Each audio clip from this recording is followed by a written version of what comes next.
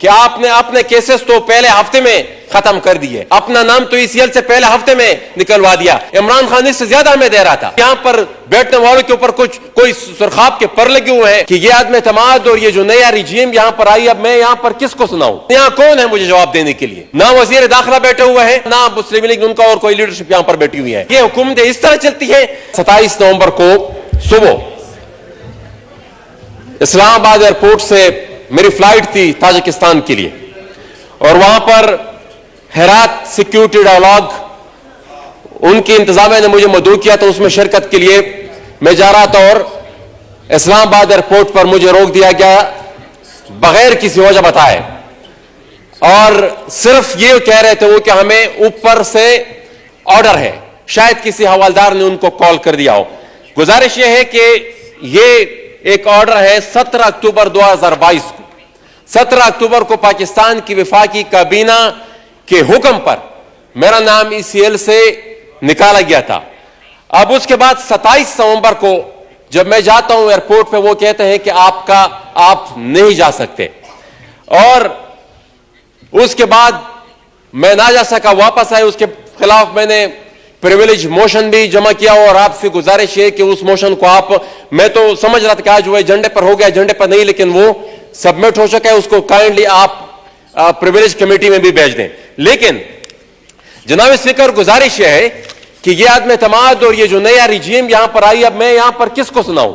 अब मुझे पता है कि मुफ्ती साहब तो हुकूमत के बिहाफ पर मुझे जवाब दे नहीं पाएंगे, लेकिन यहां कौन है मुझे जवाब देने के लिए? मैं अगर यहां पर अपनी फरियाद करूं भी तो कौन बैठा यहां पर मुझे जवाब देने के लिए? ना वजीर दाखिला बैठे हुए हैं कि उनके बिहाफ पर, या ना मुस्लिम लीग उनका और कोई लीडरशिप यहां पर बैठी हुई है। जनाब स्पीकर, हमने इस एतमाद को इसलिए अदम एतमाद को सपोर्ट नहीं किया था कि हम किसी यहां पर मुराद के पीछे हमारी सियासत थी, यहां पर छोटे मोटे अख्तियारात के पीछे। ये होता तो ये तो इमरान खान इससे ज्यादा हमें दे रहा था, या यहां पर बैठने वालों के ऊपर कोई सुरखाब के पर लगे हुए हैं।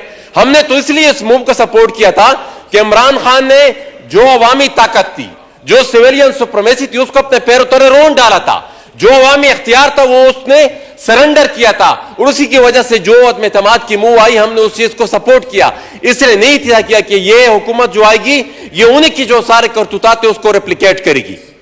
उनसे भी चंद कदम आगे है। आई एग्री विद मक्सी साहब।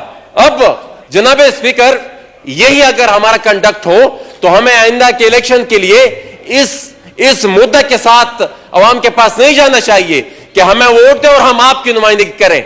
आप इस नजरिए और इस सोच और इस मुद्दे के साथ आवाम के पास जाएं कि हमें वोट दें ताकि हमें वहां पर किसी हवलदार की नौकरी मिल जाए। यह नौकरी की सवा और कुछ नहीं है। ये क्या ये हुकूमतें इस तरह चलती है? जनाब स्पीकर, ये इस मुल्क में जमहूरियत के लिए यहां के पॉलिटिकल वर्कर्स और लीडरशिप ने काफी कुर्बानियां दी हैं। ये कुर्बानियां इसलिए नहीं दी कि हम यहां पर आकर जमहूरियत का गला कोड़ दें, जमहूरियत का गला कोड़ दें, और ये जमहूरियत के गले कोड़ने के मुतरादिफ ही है। ये हम किस मुंह से आइंदा फिर वोट की इज्जत दो के नारे के साथ आवाम के पास जाएंगे? जब ये अमल होता रहा, मेरी जात कोई मसला ही नहीं है, हम तो कितने अरसे से क्या क्या कुछ नहीं फेस करता रहे। लेकिन यह बात है कि जब फिर हम दावा करें तो फिर दावा भी ना करें।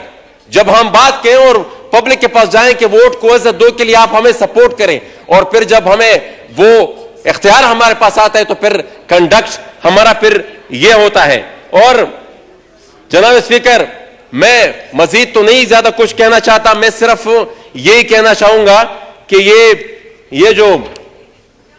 ये जो हुक्मनामा है, ये जो ऑर्डर हुआ है वफाकी हुकूमत की तरफ से 17 अक्टूबर को, और इस हुक्म को एक हवलदार अपने पैरों तले रोनता हुआ चला गया, और नोबडी नोस कि उनको किसने डिक्टेशन दी, और वफाकी हुकूमत की तरफ से कोई जवाब ही नहीं है। मतलब कोई वजाहत तो होती ना। अब तक मिसाल 3-4 दिन हो गए, अब तक कोई वजाहत ही नहीं दे रहा है कि भाई क्या हुआ।